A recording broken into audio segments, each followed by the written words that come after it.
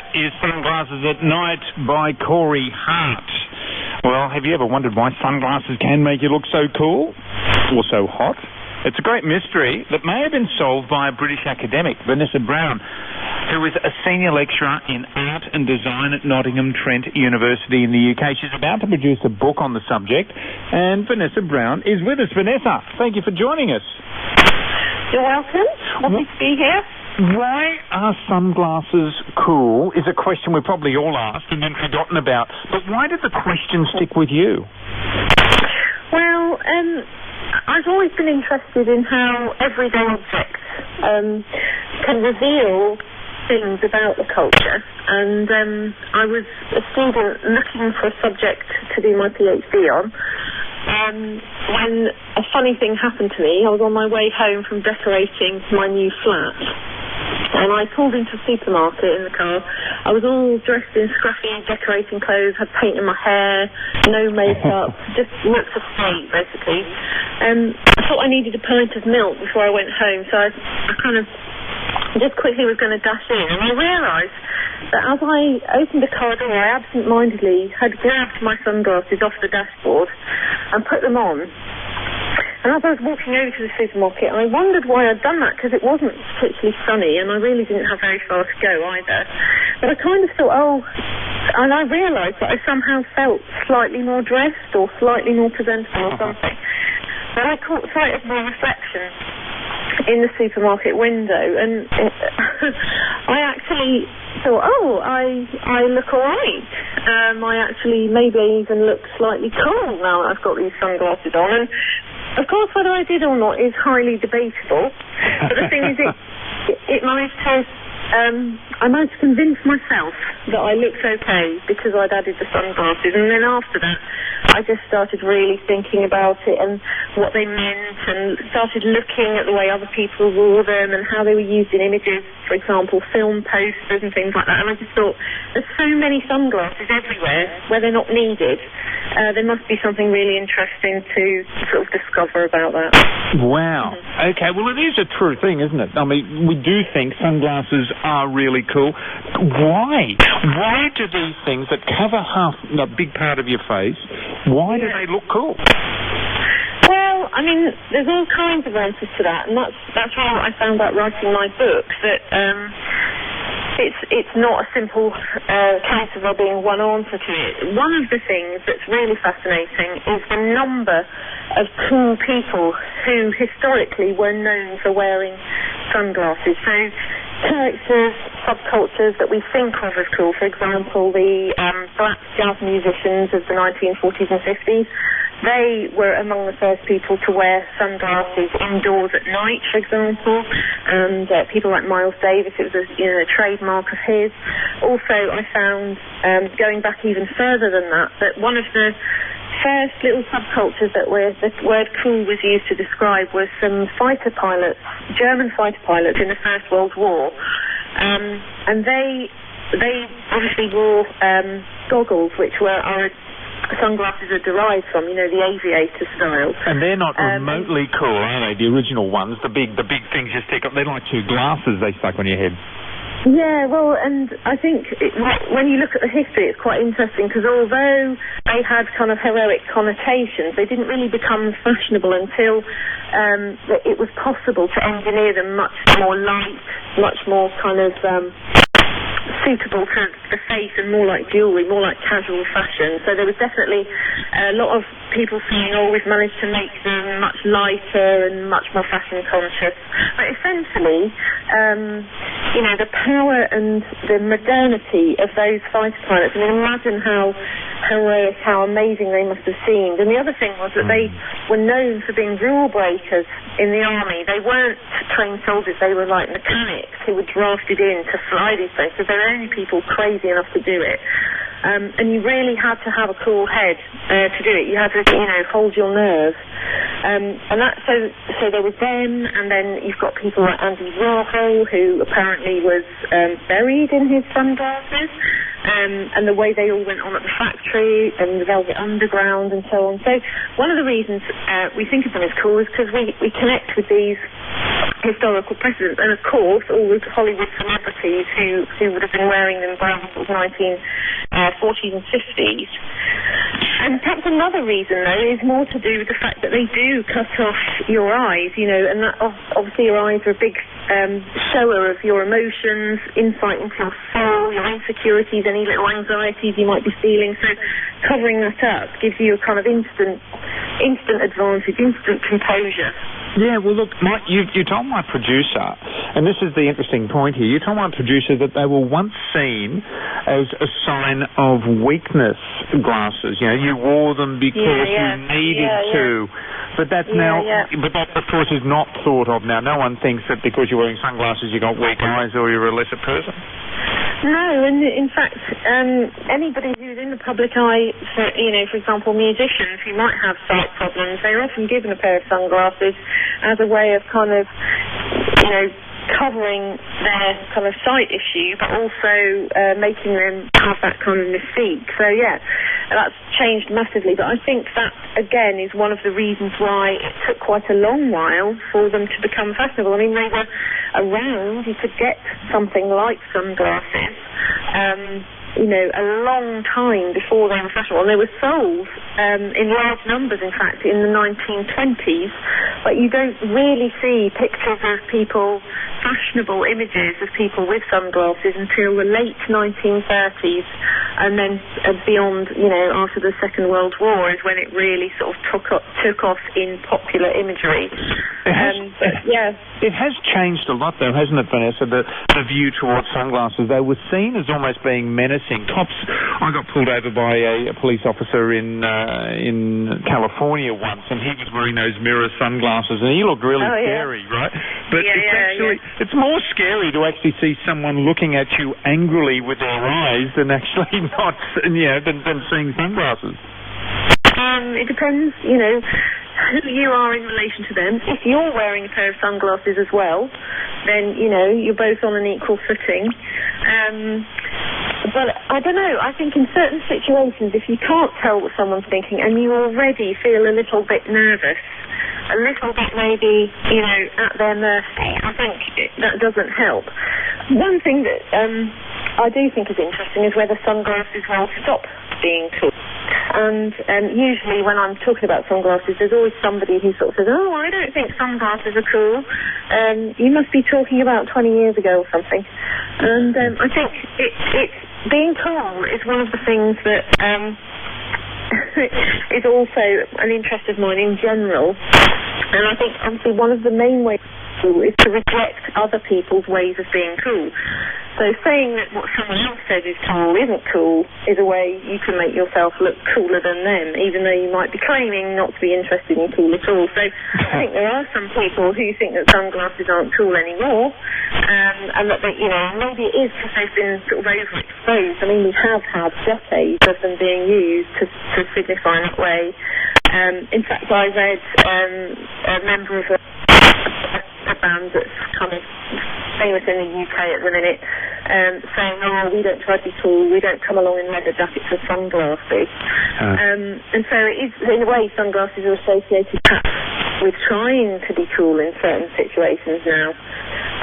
But it's quite interesting to me that although you might expect that to happen, most cool things just die a death after a while. Sunglasses do seem to keep being revived in different ways. So, for example, there's an American brand called Schwood, where they look fairly classic. The designs and everything fairly sort of retro, maybe like a bit like a Ray-Ban Wayfarer, but all the frames are made of wood.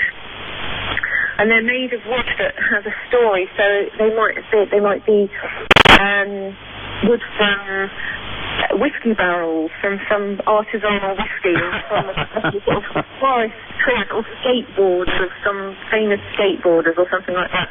So they're kind of making a claim for cool in a slightly different way. Oh, dear, dear, dear. I wonder how long that one will last. But we'll see. Anyway, but sunglasses and the attitudes towards sunglasses are changing all the time. Vanessa Brown, Senior Lecturer of Art and Design at Nottingham Trent University in the UK. Interesting subject to look at, sunglasses. As I said at the beginning, it's one of those things that you do think about. You know, why is it cool, or why do I feel that way about glasses? And then you go on to something else. You forget about it. But you didn't forget about it, and you went on to research it. Vanessa, thank you for joining. It's good to speak to you. You're very welcome. Thanks very much. Wow. Yeah.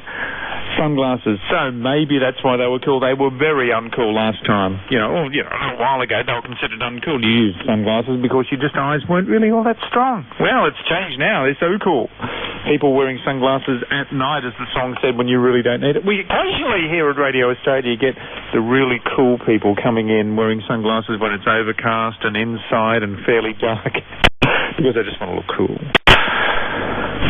Done that myself a time too. It is 21 minutes past 8 in Port Moresby. This reminds me, actually, since we're talking about sun and all that, we've got our music team to tell you about. Because on Friday we're giving away a music prize. So we've done sun before. So what we're doing this time is the weather.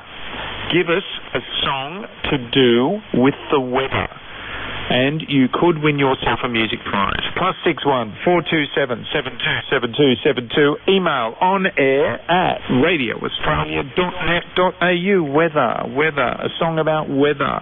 First one that jumps in my mind, I love this. This is from Crowded House from 1991.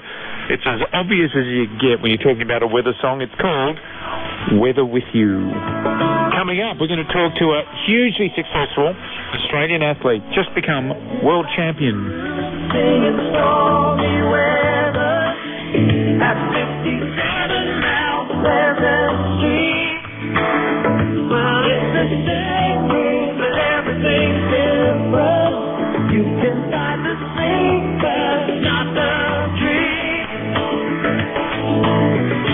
Things ain't cooking.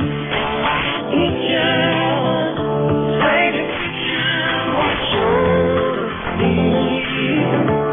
you see the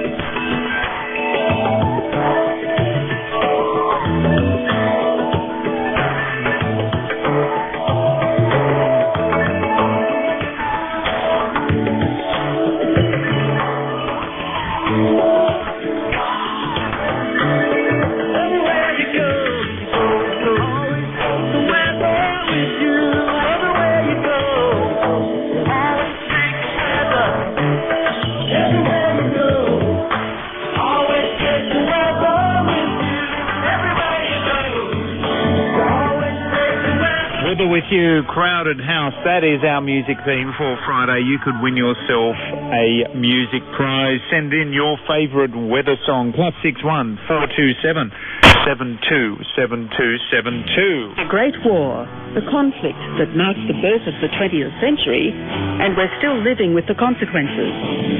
On Radio Australia, to mark the centenary of the Great War, a series of special programs. Historians, writers, thinkers, and some surprising new perspectives.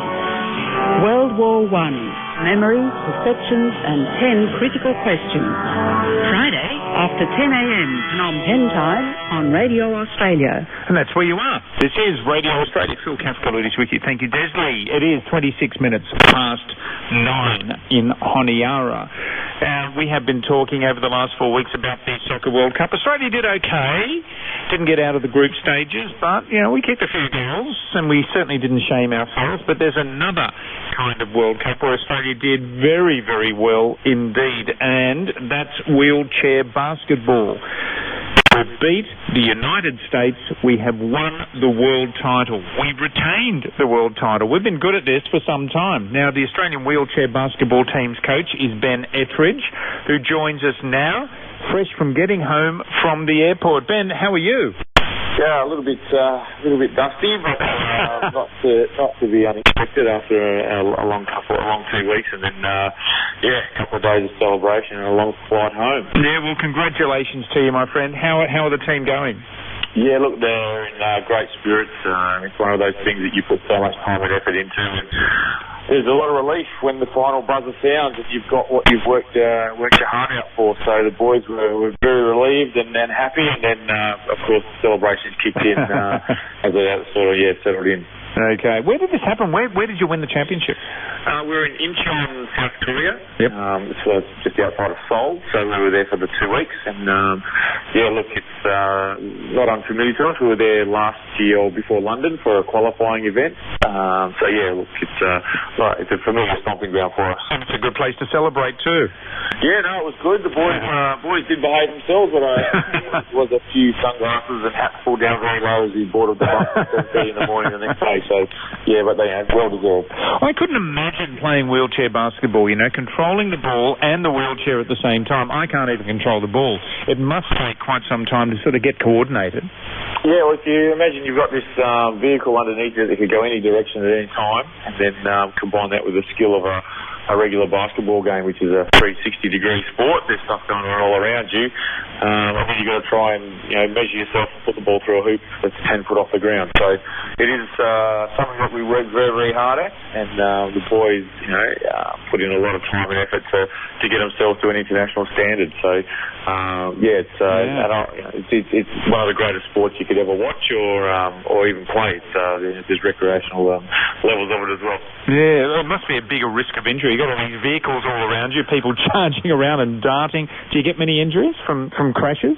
Yeah, look, it is. You'd probably say it is a contact sport. However, the chairs take the brunt of that. They're designed and built to take this force of an impact of a 100-kilo guy slamming into each other. So most of our stuff is overuse and just the general pushing and that the guys do during the game. So our physios and recovery staff do a lot of work after the games and before games to make sure the guys are feeling tip-top before they take the court.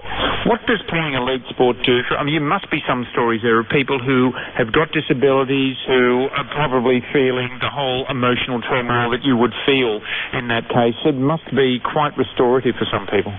Yeah, look, I guess I'm very fortunate in that my father was a Paralympian, and at the age of 19 he's in the prime of his life, and he wound up in a wheelchair, and sport gave him that avenue to, as he would say, get out of the corner of the lounge room with a blanket over his knees and actually start to contribute to a team and get a sense of self-worth. And essentially that's where the Paralympic movement started. It started with returned soldiers coming back from World War II, and it was exactly that, to give people with a disability a sense of community and a sense of well-being and purpose. And look, some of the most inspirational people that I know have suffered some sort of injury or something that's got them into a wheelchair at different stages of their life. And look, they're just an amazing group of people that I'm very fortunate to work with. When's the next World Cup?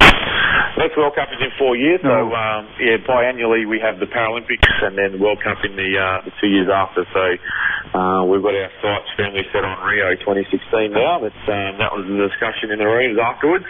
And I think, we defended our World Championship, but now we want to get that Paralympic gold medal back where it belongs. Yeah, it's interesting, isn't it, with the Australian soccer team, such a good team 8 years ago, and then, of course, they started to age. Have you got people coming through the ranks? Yeah, look, we don't have a youth policy or a rotation policy or anything like that. But we've got a very good junior development program, and we had 3 new guys into the squad this time around. We had 3 new boys in London. We had 3 new boys at the World Cup. So we've got a turnover of about 3 or 4 every major tournament, and that keeps us where we're at. We went away and played against some teams that their average age was 31 and 32, whereas our age group is down around 26, 27. So. We've got the outliers now, like Brad Ness, who turns 40 this year, but then we've got a couple of younger ones down around 16 and 18 years of age, so it all balances out. Yeah, good on you. Ben Etheridge, your team, the wheelchair champions in basketball, Australia, the world champions. That is fantastic news, Ben. We're very proud of you. Thanks, mate. No worries at all. Thanks for having me. Okay, speak to you soon. Bye, mate. Bye.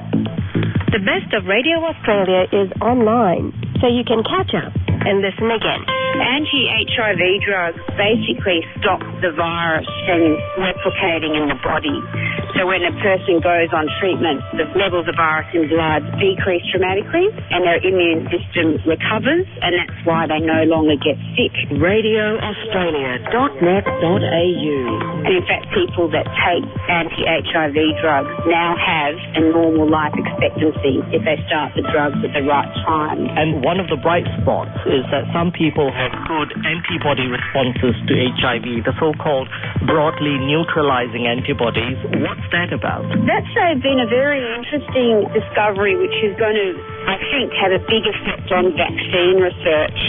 So to get rid of the virus... You can hear this interview now in the on-air highlights section at radioaustralia.net.au. That's where you are on Radio Australia. Phil Kafkaloutis here with you. It is 28 minutes to 9. We've got the headlines coming up. Then after the headlines, we will be talking about, I think, the toughest guy to ever play rugby league. And I say toughest, I don't mean he just punched people. He's not Paul Gallen. I'm talking about a guy who played with one of the worst injuries you could imagine.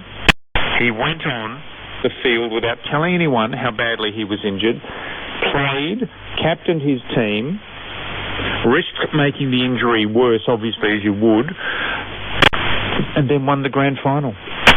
It's not just him either. How hard are rugby league players today? How hard were they back in the day, back in the old days? So it will be an interesting discussion. You play rugby league, you know someone who plays rugby league. It's one of the toughest games ever, really. How many games do you have people just crunching on each other? Well, rugby. But rugby league has just that little bit of edge of something tough. Anyway, that's coming up after the news headlines.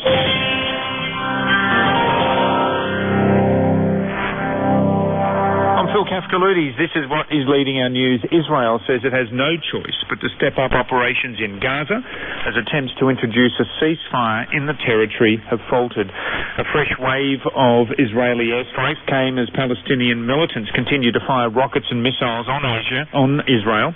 An Israeli man has been killed by a mortar shell, becoming the first Israeli to die in the 8 days of conflict, but Palestinian officials say almost 200 Palestinians have died. Aid agencies say 8 days of Israeli bombardment have all but destroyed the water system in Gaza, and many people soon will be desperately short of water. They've also warned the sewage network is hardly functioning.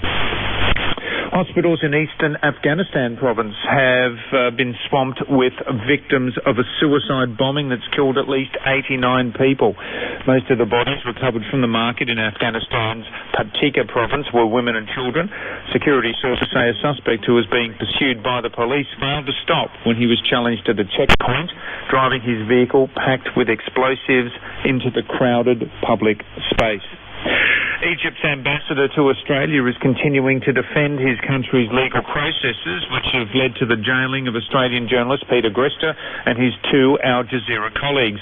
The trio was sentenced to between 7 and 10 years jail for allegedly associating with the Muslim Brotherhood, spreading false news and operating without official permits.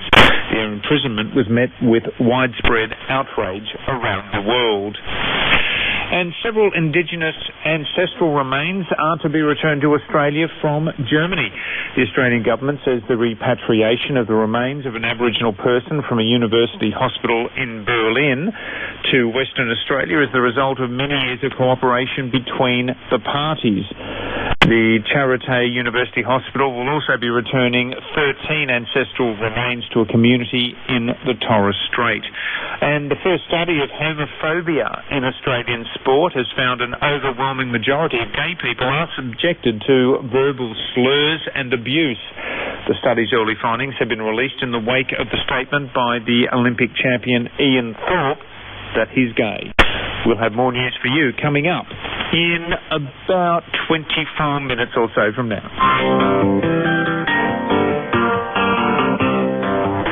This is Radio Australia. This is Seaman Dan. His new track, T.I. Blues.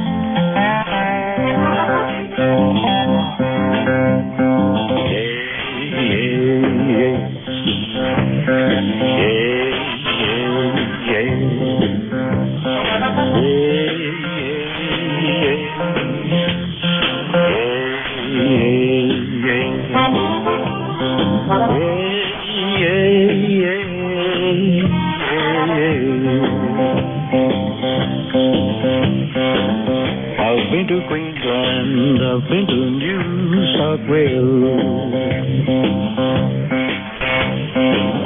I've been to Queensland, I've been to New South Wales. Makes no difference where I go, I get those OTI blues. I've been to Adelaide, I've been to Darwin too. Canberra doesn't throw me, even Perth gives me the blues. I'm going back to TI, back to the place where I belong. Ain't no dragon's gonna get me, as long as I have you. Don't need no fancy clothes, wherever you may go. Folks will always greet you with a smile and say hello. I'm going back to TI, back to the place where I belong. Ain't no dragon's gonna get me, as long as I have you.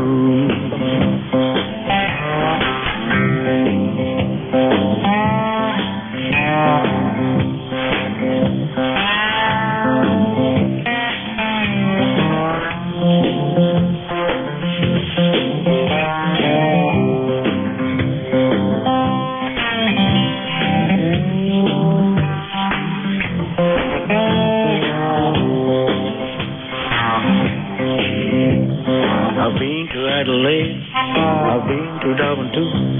Canberra doesn't throw me, even Perth gives me the blues. I'm going back to TI, back to the place where I belong. Ain't no dragon gonna get me, as long as I have you. Don't need no fancy clothes, wherever you may go. Folks will always greet you with a smile and say hello. I'm going back to TI, back to the place where I belong. Ain't no dragon's gonna get me, as long as I have you.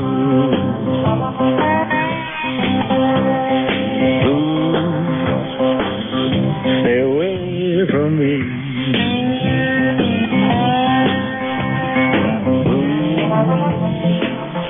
Stay away from me.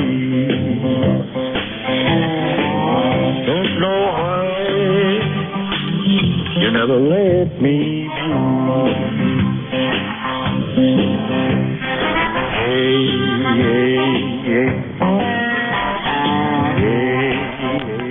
Hey, hey,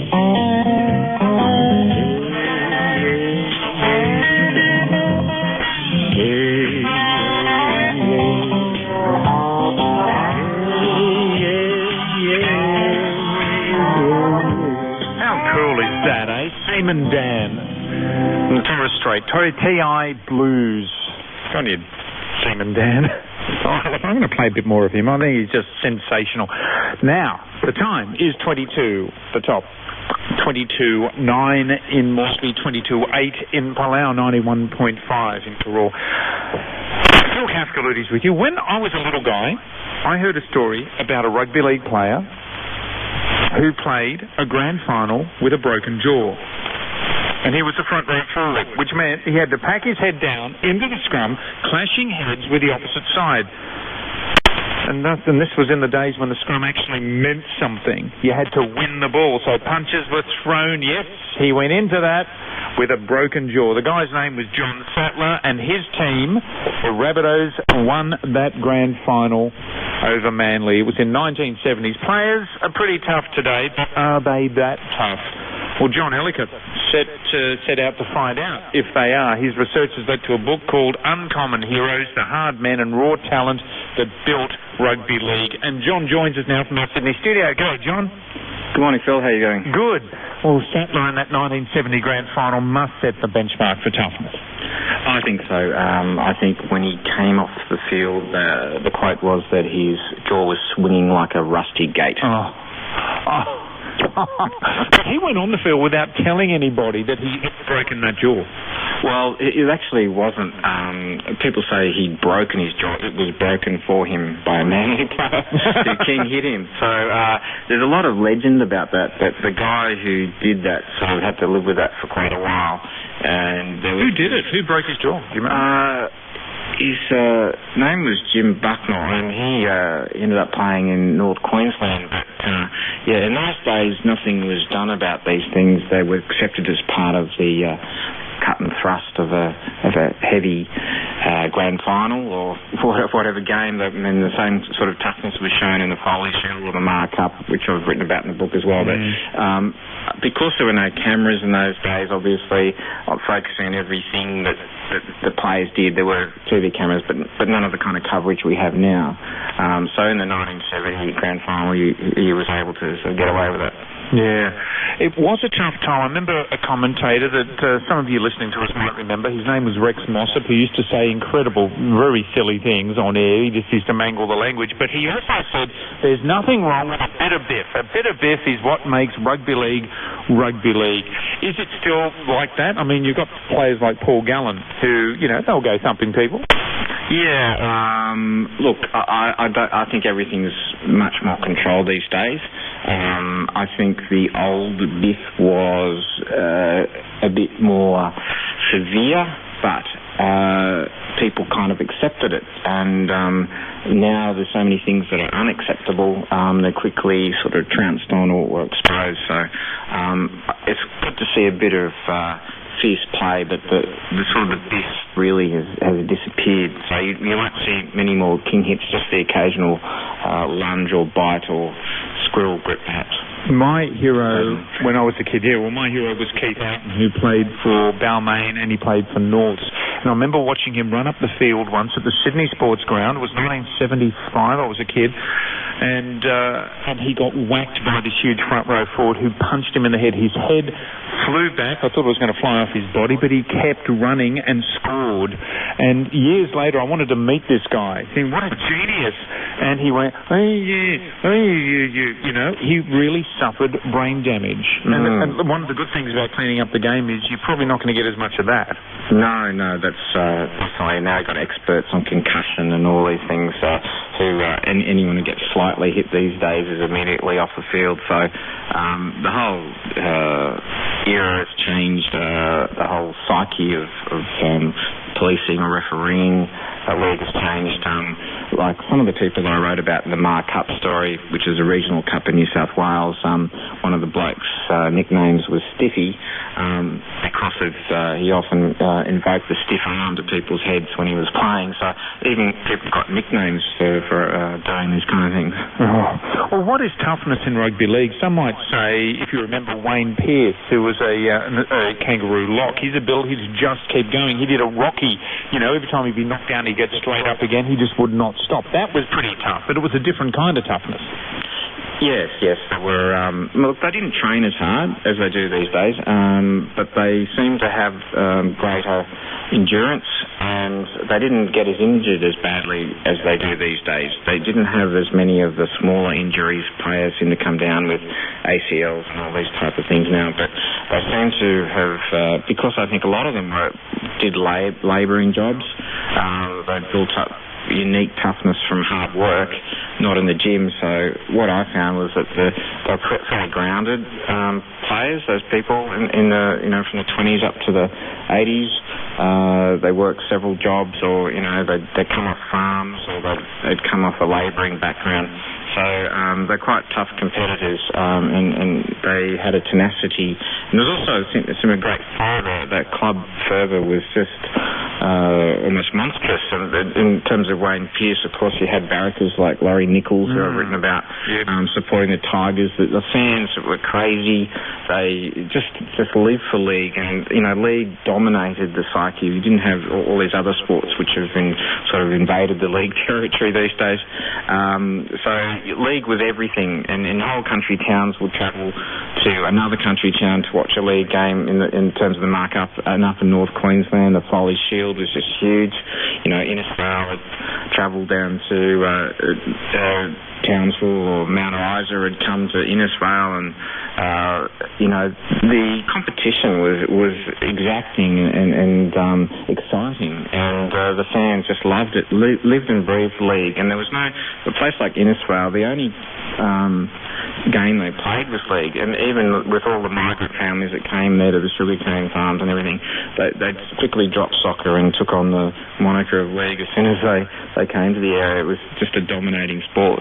Yeah, it was an extraordinary time, and I wonder how they would go today. You must, and people do talk about this, and I think it's probably to no great effect, but when you look at that South Sydney side that's on the cover of your book, Uncommon Heroes, John Ellicott, you've got Ron Coote in the background. I think, is that Bobby Honan on the right? I'm not sure. It's Bobby Grant on the right, and John O'Neill there with Satsers on John O'Neill's shoulders. They give him a little I must say, John Sattler was a tough member. He's also on the field, but one of the kindest people we've ever met off the field, and he's still a great ambassador for league now. And his son played in the West Tigers grand final win too, so it runs in the blood. Yeah, definitely. So and he did a lot for Aboriginal people. South's really pioneered the way for a lot of Aboriginal players. Like I've written about Kevin Longbottom, who was a great kicker before Eric Sims came along, and so you got Sats and various other players who made their way into the first grade, and that was quite a big thing for Aboriginal people to suddenly be part of the league fraternity, and the Aboriginal people have adopted that league as almost their own sport. Yeah, they certainly have now, and many people listening across the region is listening to us now in Tonga, Samoa, Fiji, PNG, many people now. Yes. In fact, remember in those days, I don't know if you remember them, but in those days there was hardly a Pacific Islander playing in the rugby league, and now it is such a perfect game for the physique. Yeah, they've really taken the game by storm, really. Yeah. It's incredible. It's just those in the great players with their strong-legged play, their tenacity, and it's really changed the face of league. It's become a very multicultural sport, rugby league now. It represents all parts of society and cultural backgrounds. So it's been a wonderful thing, really. Well, the question I was sort of getting to a second ago was, do you think that the South Sydney of 1968, which was one of the greatest sides ever, I mean, there was St George before them who were also great, would they be up for it today, do you think? Their numbers probably weren't as fast, although when you look at Michael Cleary and some of the other great players in South, they were pretty fast. Yeah, they were. I mean, Ronnie Coote could run down someone with an expert judgment of time and pace. He did some very famous late tackles. As you mentioned, Mike Cleary was an athletics sort of competitor and was a great athlete. very fast. But yeah, I think you're right. They just didn't have the time for training back then because they had to handle all these jobs. So today's players they did huge pre-season training. They're running up and down hills. I know that the Storm, for instance, do 3 months of pre-season training. The players all are very scared of the pre-season more than the season, just because they put them through so much.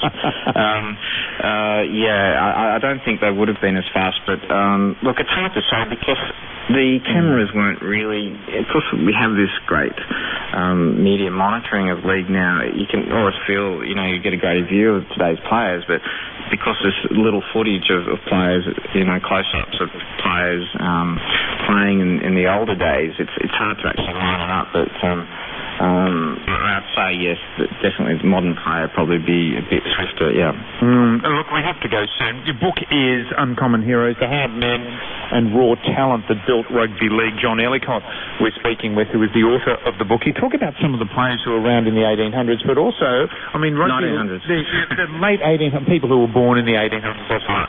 But 1908 was when you had the foundation clubs. But you talk about one player, Kirk, who reminded me of James T. Kirk from Star Trek, actually. He was a man who seemed to have great charm, but also was particularly hard. Could be really tough. Yeah, he came from a town that doesn't exist anymore called Shepherdstown. It was like a gold rush town down near Tumut in southwest New South Wales. He used to drive around bread carts when he was a kid and just dreamed of playing the league. If we were in America, they would have done a movie on him. He made his way to Sydney and, always had his hair parted down the middle. Phenomenal kicker, and from an early age, and by the age of 22 he'd won the first premiership for Canterbury. He just lived in his aunt's place. He took had a truck sort of delivering fish around Sydney, and then played league on the weekend and became a hero. His famous feat was to kick the ball out of the Sydney Cricket Ground into what was then this showground number 2, and he often used to do that over the members just to let him know. He was on the working class, and he was rising up and above them. You just got to love these guys. You just got to love these characters. And Laurie Nichols, I did meet him, the man who used to barrack for the Tigers. Okay. Tiger. And no matter what, and he was tough. And you write in the book how tough he was. I remember when he went to Moscow, and he still said that he basically just wore light clothing in Moscow in winter. That's correct. The tour guide said to Laurie, you always wear singlet, aren't you cold? What you do when you get colder? And he said, I just put on another singlet.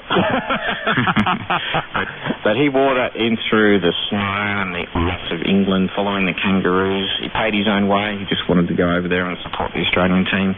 He was unbelievably fanatic, and his heart was torn apart when Balmain were forced to merge with West, and that's quite a bit of a tragic story, but Laurie is certainly one of the great characters of the league. Yeah, indeed. Look, great to speak to you, John Ellicott. The book is Uncommon Heroes: The Hard Men and Raw Talent That Built Rugby League. Thanks for giving us your time, mate. Good to speak to you. Thanks so much, Phil. Okay, see ya. Bye. Wherever you are in Asia, this is Radio Australia. Cambodia on 101.5 FM in Phnom Penh, Siem Reap, and Sihanoukville.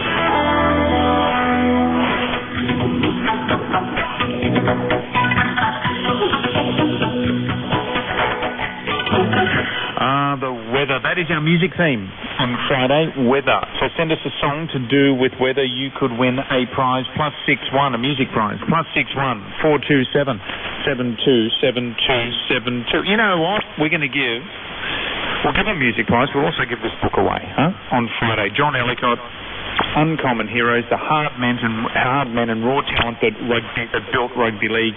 It's a little bit creased because I've looked at it, and it was my copy for planning the interview. So it is. If you can forgive that, go for it. Give us your weather song, and you will get this book and a CD on Friday. Hey, are we generous or what? Weather. So send us your weather song, +61 427 727272, or email onair@radioaustralia.net.au. It's worth it just for the picture on the cover of John O'Neill holding up John Sattler with Ron Coote and Bobby Grant on the front page after they had won the 1970 grand final. Dilly today. Well, actually, I'll get to Dilly in a second, because It is 5 minutes to 6 in Phnom Penh, so we'll go through your weather first across the Mekong. Phnom Penh, 33 degrees with a chance of thunderstorms. Siem Reap, 33 with a chance of thunderstorms also. Now in Sihanoukville, 101.5, 32 and a sunny day today. Vientiane, 31 with some thunderstorms. In Dili, 31 with increasing sunshine. Port Moresby, 28, partly cloudy. Leh, 102.1, you've got a top of 31, rainy but sunny at times as well. Suva, 106.6, 24 and clear. Apia, 29 and mostly sunny. Karor, 31, strong afternoon thunderstorms in Karor today. So be aware of that, strong afternoon thunderstorms in Karor. Now Honiara, 30 with some late thunder. Ponape, 31 with thunderstorms clearing. Port Vila, 26 and mostly sunny, 103 FM. Nuku'alofa, also 103 FM, 25 and sunny. And Rarotonga, 27 with some thunderstorms. Now, let's find out what happened on this day in music. Yeah, it was a pretty tough story, this one. 7 years ago, 2007, three masked men carrying sledgehammers and crowbars broke into the home of the former Atomic Kitten singer, Kerry Katona, in Cheshire, in the UK. They menaced her, but when they left, they made a good haul of it. They escaped with goods, including the singer's BMW M5 sports car, 2 laptops, 2 gaming machines, and 2 televisions. So I wonder what they went on to do there. But Kerry Katona was okay after the raid, but she lost a lot of her favourite stuff, I would think. Atomic Kitten, 2007. Here's Atomic Kitten from 2002, and their cover, The Tide is High.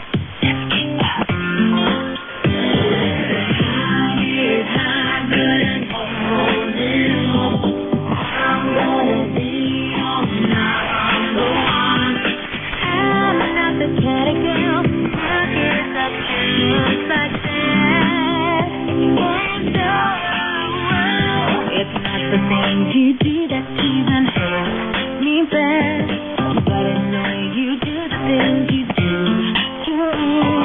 I'm not the kind of girl who gives up just like that. Oh no. I need her, but I'm holding on. I'm gonna be your number one. I need her, but I'm holding on. I'm gonna be your number one.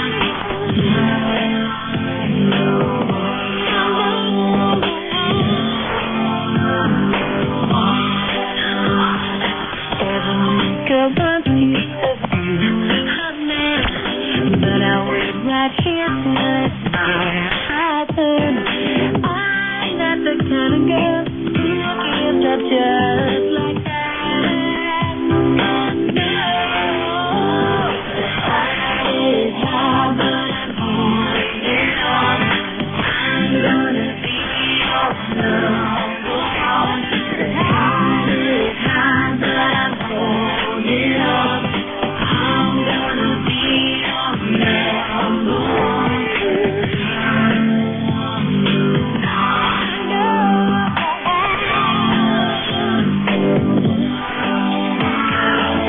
Every time that I get the feeling, taking it up into the leaving. Every time that I got you near me, I know the way that I want to be. But you know I'm gonna take my chances, make it happen somehow. I can take the best, I'm always free for life. I don't want you to think tonight that I wait right here till it's my turn. I'm not the kind of girl who gives up just like that. Oh no. I'm holding on. I'm gonna be your number one.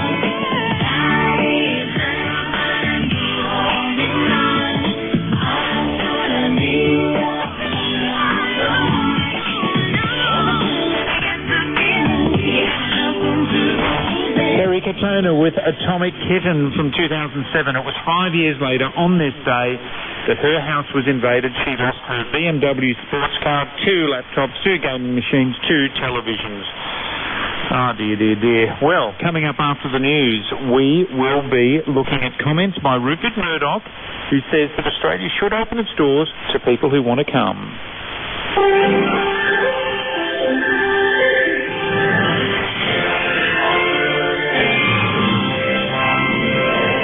This is ABC News for Radio Australia. I'm Kerry Worthington. Typhoon Ramasan has made landfall on the eastern seaboard of the Philippines, unleashing flooding and landslides. The country's National Disaster Management Council says there's been at least 1 death in the central Philippines as a result of the typhoon's impact. Ramasan is expected to hit the capital Manila shortly, sooner than originally predicted. The Philippine Weather Bureau, PAGASO, says the typhoon has intensified instead of losing strength as expected. Egypt's ambassador to Australia concedes some people see his country's handling of journalist Peter Gresta's case as an embarrassment. He says he hopes that perception will change. Hassan El-Laiti says Egypt's government can't interfere with the judiciary's decision to jail the Australian journalist and his 2 Al Jazeera colleagues. Their imprisonment for associating with the Muslim Brotherhood, spreading false news and operating without official permits has been met with worldwide condemnation. In an interview to promote Egypt's National Day next week, the ambassador was asked whether the case showed his country was moving backward, not forward. I do agree that many people have interpreted the case in this way. I hope it is not the case at all, and I hope it is only a phase that will be passed in the near future in a positive way, and I can see encouragement to that direction. At least 2 people have died and 18 others are missing after an overloaded fishing boat carrying illegal Indonesian immigrants capsized off the coast of southern Malaysia. The Malaysian Maritime Enforcement Agency says a small fiberglass boat overturned and sank late last night with around 80 people on board as a patrolling vessel was pursuing it off the state of Johor. An official says the boat carried illegal immigrants going back to Indonesia to celebrate the end of Ramadan. The United States Defense Department is allowing an F-35 Joint Strike Fighter to return to restricted flight after almost 2 weeks of being grounded. North America correspondent Michael Vincent reports.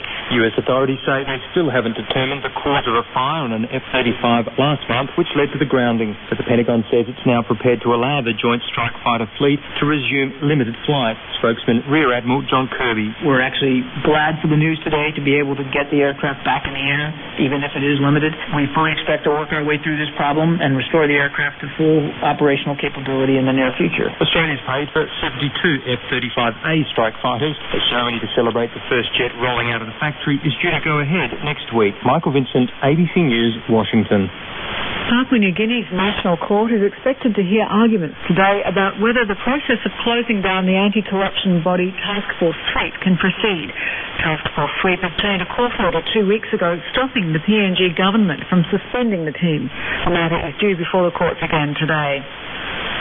The World Health Organization has launched a campaign to make the Pacific tobacco-free by 2025, with current figures showing more than 50% of adults smoke. One of the targets of the campaign is to raise tobacco taxes, and the WHO recommends that excise is at least 70% of the sale price. Spokeswoman Ada Moadziri says Palau has reached the target, while the excise in most countries in the Pacific is between 50 and 60%. She says the WHO doesn't recommend countries stop at that level. Just because they reach 70% of the final retail price being excise tax doesn't mean we recommend that they stop at that point. The more expensive you can make a tobacco product, the less it will be consumed, and therefore decreased consumption will result in lower death and disease. Excise duties in Australia is up to 70% of the retail price, while in some European countries like France it's 80%. Tens of thousands of German football fans have given a hero's welcome to the World Cup winning team in Berlin. The main celebrations were at the Brandenburg Gate, where players displayed the cup on a large stage while performing an impromptu dance. It's the 4th German World Cup win and the first since reunification in 1990. This fan says she always had faith the Germans would pull through. Berlin is crazy right now. Like, the whole country is very happy that Germany won. They were confident to win. They had to win it. In athletics, Olympic champion Sally Pearson has finished second in the 100-metre hurdles at the Diamond League meet in Switzerland. Pearson's battling a hamstring problem in the lead-up to the Commonwealth Games, but still managed to beat the reigning world champion Viola Rollins, who finished third. And that's the latest from the Radio Australia newsroom. Thanks, Kerry. This is Radio Australia across the Pacific and Asia. I'm Phil Kafkaloutis. Have a listen to this. It is the collective self-interest to welcome immigrants, those who cherish the values of the country and who are sometimes willing to risk all in the quest for a better life. That is media giant Rupert Murdoch making an unexpected plea for Australia and America to take in people who dearly want to come, appearing to be referring to the so-called economic migrants who risk their lives on leaky boats. Murdoch's statements place a new view on immigrants and asylum seekers, be they fleeing persecution or just seeking a better life. We're going to talk about this in just a moment. This is Radio Australia now. The time is 6 minutes past 8 in Dili, 6 past 6 in Sihanoukville and Siem Reap, where you can hear us on 101.5 FM. It is 6 past 11 in Suva and Nandi. Now, we've got our music question for you. We were talking about sunglasses in the last hour, so we thought what we would do as our music theme for Friday is that we would ask you to send us in your favourite song to do with the weather. We're going to do sun, but we've already done the sun as a music theme, so weather this time. I played Crowded House's Weather with you. Send us in your weather song and you could win not just a music prize, but also the book we were talking about before the news and the Tough Men of Rugby League. If you're into rugby league, you'll like this book. So you'll get a music prize plus a bonus, the book. All right, +61 427 727272. Send us your favourite song, anything at all to do with the weather. On air at radioaustralia.net.au. Well, let's go to Rupert Murdoch, the Australian-American media king, making the surprise comment at a special newspaper function last night, appearing to call for borders to be open to people who want to come to Australia or America to work. Now let's have a listen to exactly what he said, just expanding on it a bit. We must be open to immigrants, to the desire to improve themselves, and to the resulting improvement in our country. I look at stalled immigration reform in the United States, stalled by the intransigence of both left and right, and I see wasted opportunity for that country. It is a collective self-interest to welcome immigrants, those who cherish the values of the country, and who are sometimes willing to risk all in the quest for a better life.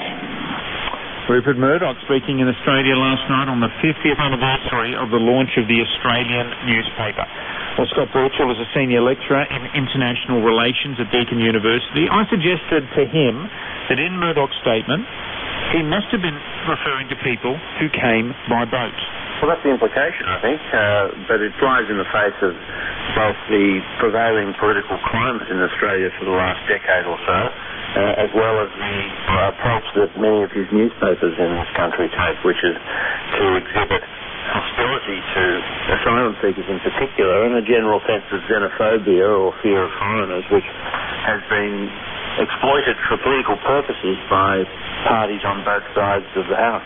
It's one of the ironies, isn't it? Because he was speaking at the 50th anniversary of the founding of the Australian newspaper, which has been one of the most vocal against people coming, and they, I think, labelled the term economic refugees, or one of the organisations that did, anyway. Yes, well, the term economic refugees does have some substance in the sense that it's not covered by the definition of the United Nations High Commissioner for Refugees, which restricts the formal definition of a refugee to someone fearing persecution should they be forcibly returned home. But it does strike an interesting chord because political parties in Australia have used the very small number of asylum seekers arriving in Australia and beaten it up into an issue which has taken over so much of the political discussion in the country. His views last night tend to reflect the old-fashioned American position. He is an American citizen, of course, now. which is that immigrants and those who have come to the United States have enriched the country and made it immeasurably better. That certainly hasn't been the approach that his papers have taken recently, nor is it the one that Mr. Abbott's government is currently pursuing.